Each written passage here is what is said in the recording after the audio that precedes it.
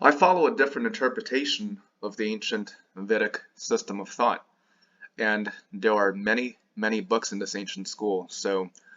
And what I want to get into is a comparative religion between the more mainline, perhaps it's more of a cliche to say this is monotheism, more of the mainline evangelical traditions, and more of an open-ended ecosystem.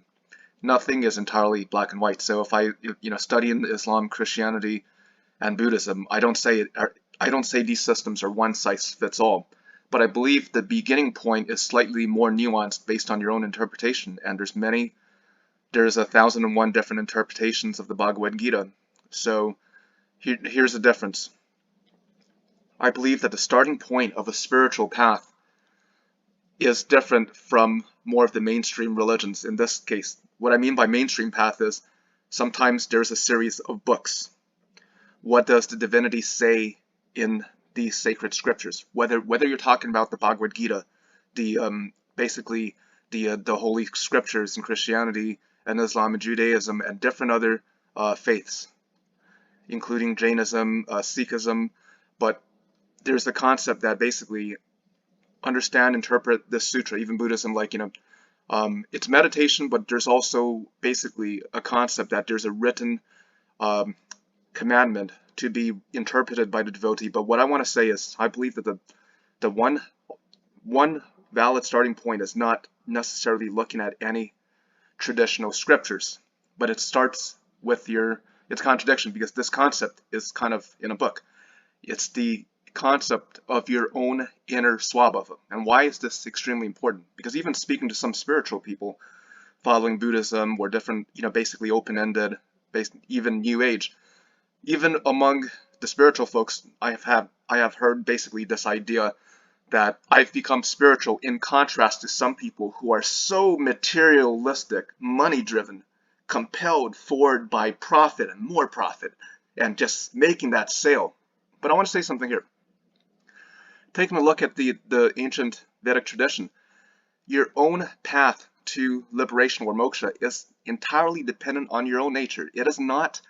So if someone they're driven towards business success, to profit, I don't really care about that, but for folks who are driven to that, that's their passion. They're a high caliber attorney with a huge victory rate. That could be very well, not always lying, but that could very well be their own internal swabhava, their path, their nature, and that is equally valid path to moksha. So for example, if you take someone, I love this example. Do I think Donald Trump should join basically a seminary and live a contemplative life? The way I interpret him is that that's not the correct path to his realization, to his attainment of self-realization, moksha, liberation of the spirit. So a path towards liberation of the spirit is equally valid. One could be a Christian pastor, someone could be a rabbi, someone could be an imam, someone could be a great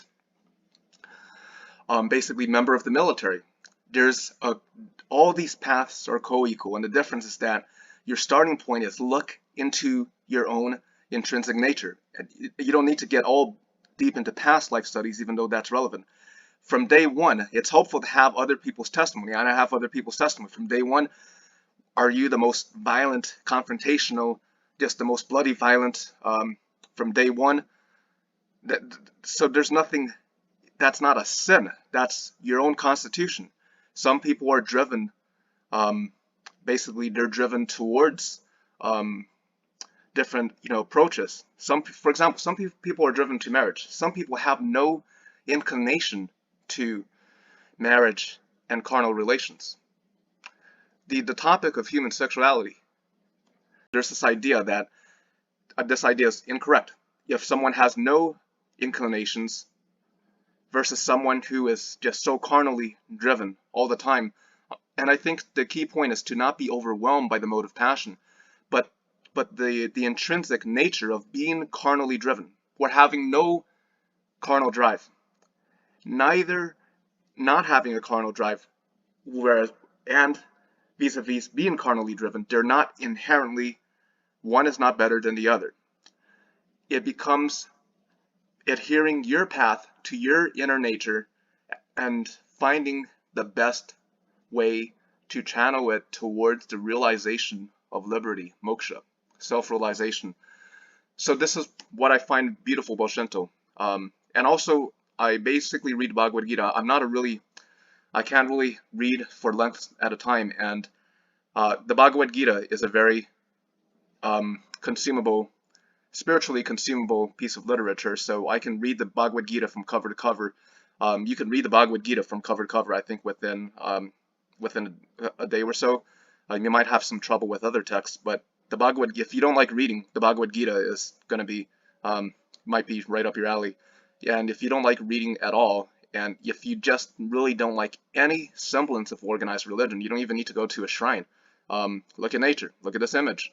If you find something spiritual about this image, you don't even need to say I'm doing Shinto. You're doing your spirituality. You're pursuing your moksha. If it's your nature just to revere the rocks, not just revered rocks, but find communion with divinity among the rocks, that's your path to moksha. No one's going to say you need to go to come with us on Sunday. There's a pastor we want you to speak to. You have to look at your nature. Where is your nature taking you? And fly and soar with it. Godspeed and good luck to all.